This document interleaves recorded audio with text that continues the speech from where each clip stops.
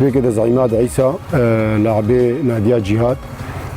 ئەش گوندێ بەیاندورم ئەس لڤی گوندی خودی بوومە ژڤی گوندیز دەرکەتمە ڕیادا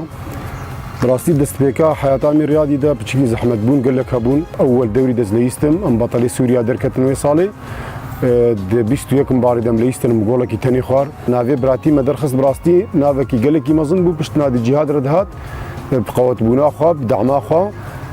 إيجو سرمت ساكنين مع الباطا ملا حاجبون. استدعي مع زميله الحارس سامر سعيد للعب مع المنتخب السوري في تصفيات كأس العالم عام 2002.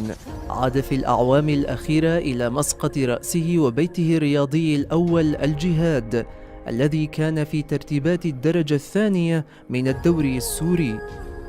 جاهد مع الإداريين وزملائه في الفريق واتخذوا الملعب ميدانا للحرب في معركة النصر للجهاد، وبالفعل استطاعوا انتزاع الفوز بعزم الإرادة ونبض الجماهير ليرتقوا إلى تصفيات الدرجة الأولى من الدوري الممتاز. أو صلاة نادي الجهاد مدرسة درجة بشي أو هبو 4 سال نادي الجهاد تميد قهام برا نهائي نادي أهلي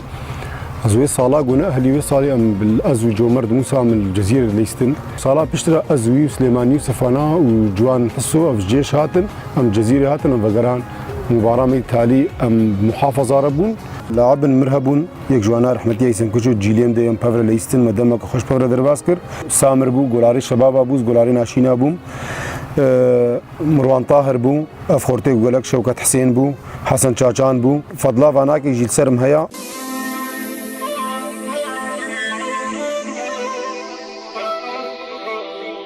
حاليا يشغل الكابتن عماد عيسى صفة مدرب في نادي براتي، يساهم مع إدارته في التعاون الدائم للإبقاء على أجواء الرياضة في مدينة تربسبي والاستمرار بها على مستوى الجزيرة. أزوك هندامك نادي براتي بنادي حسن طاهر رئيس نادي براتي ياقو جدما بلكي تحفتي وهشتاد آفابو كوك فريقك الشعبي بخورتي تربسبي هذا آباكرن بدها زارو حفدها دا ما رخصتي قنمان اتحاد رياضي يا كانتونا جزيره ده زار حتى ده ام كذا درجات دو هذا ام ليستن درجات دو هذا ام ليستن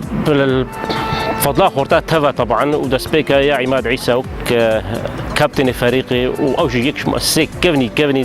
في نادي ديا ما دوريا درجات دو استاند يا كانتوني ام هلدانا درجه اول ام ايصال كوك نادي ام درجه اول ديزني كانتوني طبعا. يمتلك نادي براتي مدرسه كرويه تضم حوالي 200 منتسبا، ويتكون من فريق للسيدات بالإضافة إلى 3 فرق لمختلف الفئات العمرية وفريق كرة الطائرة. في الآونة الأخيرة وتحت رعاية مجلس سوريا الديمقراطية تقام بطولة كروية تحت مسمى انتفضوا لمنتخبات شمال سوريا على ملاعب أرض الجزيرة ملعب هيثم كوتشو في قامشلو، حيث بدأت في 16 من تموز الجاري. تم تشكيل منتخب إقليم الجزيرة واختير الحارس عماد عيسى برفقة لاعبين آخرين من مختلف الفرق، وذلك لتمثيل المنتخب في البطولة واستعدادا لملاقاة منتخب إقليم كردستان العراق المقرر أن يتم اللعب ضد منتخبهم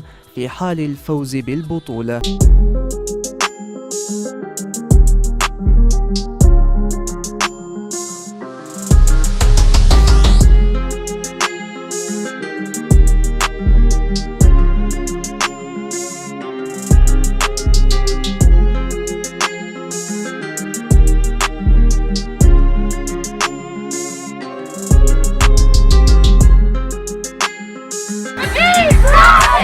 Israel!